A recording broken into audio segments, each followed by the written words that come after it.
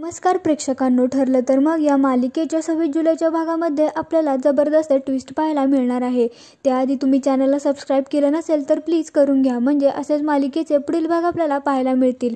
तर आपल्याला असं पाहायला मिळतं की अलिबागवरून आल्यावर सायलीच्या मनात तेच घोळत असतं की तिने जे बघितलेली बाई असते ती कुठेतरी बघितलेली आहे, आणि घरी आल्यावरती प्रतिमा आत्याचा फोटो पाहते आणि तिची खात्रीच पटते की त्या बाई म्हणजे प्रतिमा आत्याच होत्या।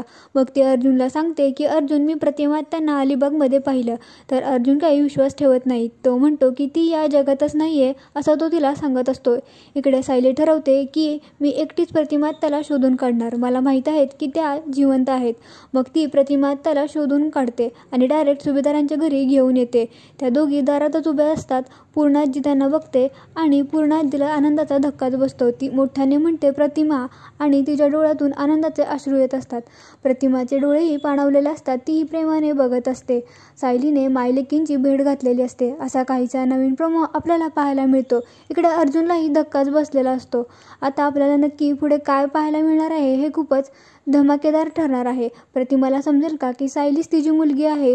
रविराजच्या तर आनंदाला पाराच उरणार नाही। आता मालिकेचे पुढचे भाग अधिकच रंजक ठरणार आहेत। असेच मालिकेंचे पुढील भाग पाहण्यासाठी चॅनलला नक्की सबस्क्राईब करा। व्हिडिओ आवडला असेल तर लाईक करा, शेअर करा। धन्यवाद।